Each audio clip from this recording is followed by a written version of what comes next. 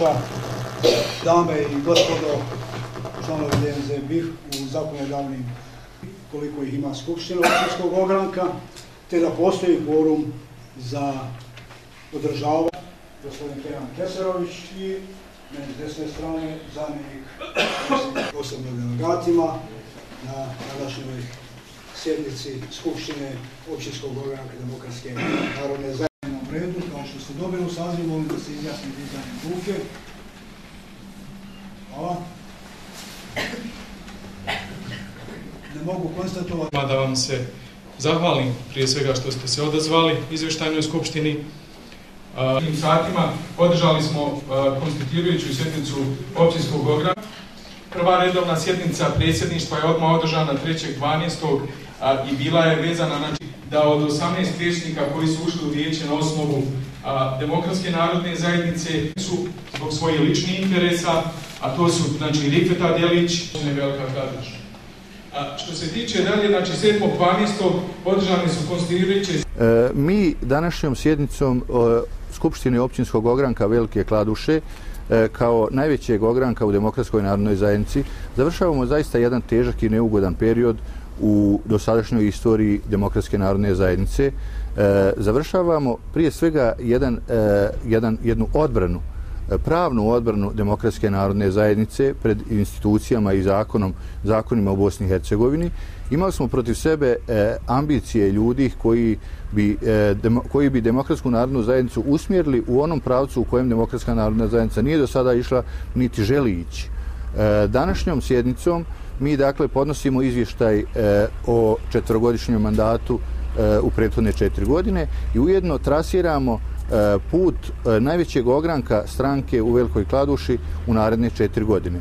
Kao što ste vidjeli, sama struktura sadašnjeg rukovodstva općinskog ogranka je garancija da je Demokratska narodna zajednica prvo opstala, da je Demokratska narodna zajednica ojačana novim svježim snagama, mladim, obrazovanim ljudima, ambicioznim ljudima i tako dalje.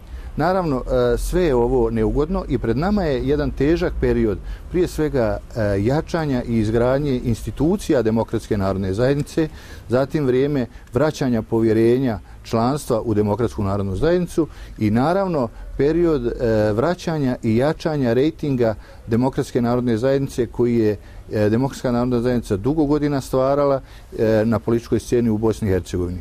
Ja sam siguran da su rukovodstvo stranke kombinirano, znači sa iskusnim ljudima i sa novim svježim snagama uz podršku hrabrih i slobodomislećih građana Velike Kladuše, Unsko-Savskog kantona i na nivou Bosne i Hercegovine, da je garancija da će Demokratska narodna zajednica još više snažiti svoj put dijaloga, svoj put napretka i svoj evropski put koji zagovara u svom političkom programu.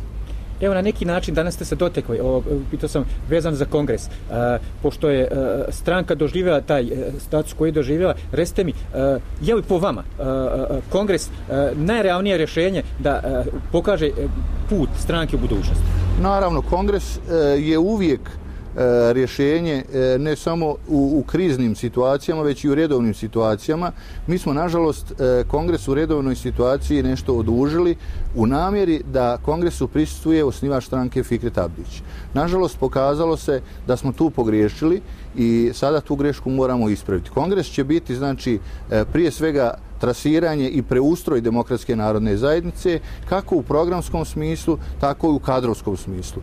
I kongres je, znači, jedini i statutarni put da Demokratska narodna zajednica se osnažena vrati na političku scenu u Bosni i Hercegovini. Hvala. Hvala vam. Svjedoci ste, pratili ste stanje oko primopredaje.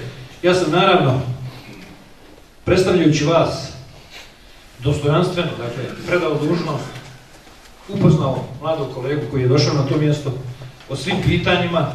Ja ću pojedina pitanja podsjetiti svi u nas ovdje kakva sam ostavio. Ono što je bilo najbolnije, što je bilo najteže slušati, je činjenica i pokušaj da me naprave lopov. Svjedoci ste da su to uporno pokušavali na svim sjednicama općinskog vijeća, da su dubiozu budžetsku gurali do te mjere da su je na 9 miliona i 200, ne znam, nisam više to pratio. I da su se sada suočili s činjenicom da moraju 28. na vijeće, da moraju podnijeti izvještaj o izvršenju budžeta za prošlu godinu, da moraju podnijeti izvještaj centralne popisne komisije oko stanja i da će i neko na vijeću pitati, pa čekajte, je li istinit ovaj izvještaj ili je istinit onaj izvještaj koji ste nam prije prošlu sjednicu govorili. A izvještaj je takav da nema dubioze. Da je ostavljeno stanje u budžetu najbolje na kantonu. Ne zahvaljujući meni, nego zahvaljujući mojim saradnicima. Ja sam tad uvijek i sada tvrdim najbolji pomoćnik načelnika za financije Omer Kudić, koji danas radi taj posao. Gospodine Hadžiću, danas ste podnosili izvještaj o radu stranke u periodu 2008-2012. Kad sumiramo sve rezultate, recite nam koliko ste zadovoljni sa radom stranke i postignutim rezultatima u tom periodu. Pa osobno kao predsjednik u tom vremenu smatram da smo zabilježili izuzetno dobre rezultate, prvenstveno u očuvanju kladuškog jedinstva na području općine Velika Kladuša. Zatim smo stvorili jedan politički ambijent u Demokratskoj narodnoj zajednici koji je prepoznat ne samo u Velikoj Kladuši nego u našem kantonu, federaciji i naravno u državi Bosne i Hercegovine, gdje su svi kadrovi pred ovog ogranka koji je najbrojniji u Demokratskoj narodnoj zajednici, bila su gotovo otvorena sva vrata na području Bosne i Hercegovine.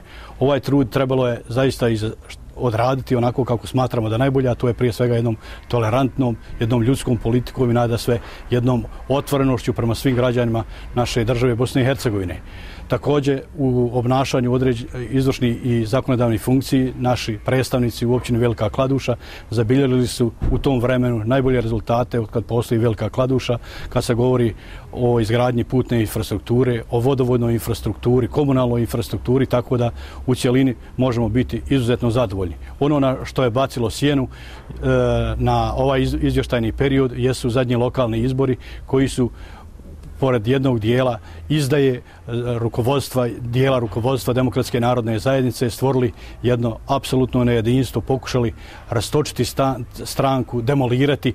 Nažalost, u jednom dijelu oni su uspjeli, međutim, kad se govori o opstanku stranke na ovim prostorima, ona je danas jača nego što je ikad bila i vjerujemo da Demokratska narodna zajednica ima budućnost ne samo u našem kantonu, nego i Bosni i Hercegovini, što smo pokazali od njenog osnivanja i promocije ovoga ogranka od 96. 97. 98. i do danas. Možete nam reći, gospodine Kesereviću, kako je danas stanje u općinskom ogranku DNZ-a? Velika Kladuša. Samo stanje, znači, mogu ocijeniti jako dobrim. Naravno, ono sve u proteklom periodu što nam se desilo, znači, dosta smo sad radili na konsolidaciji snaga i naravno u budućem periodu. Međutim, i današnja ova sama izvještajna skupština pokazuje da smo dosta stvari uradili, prije svega ono što smo preuzeli dužnost na samoj izbornoj skupštini i da ovaj općinski ogranak i sama Demokratska narodna zajednica radi u interesu građana i njenih članova, prije svega, a ne u interesu pojedinaca i grupa. Tako reći, raskol koji je nastao unutar stranke, općinski ogranak je izgubio, tako reći, većinu općinskog vijeća koje je do sad inače imao. Hoće li to remetiti stranci? Neće remetiti prije svega samim svojim ciljevima kojima težimo. Znači, sad smo krenuli kao opozicija, znači u općinskom vijeću, i ja vjerujem da kroz ovakav rad i kroz jedinstveni koordinirani rad prije svega s ljudima iz podružnica skupština, mi ćemo se prije svega u Kladuši vratiti na poziciju.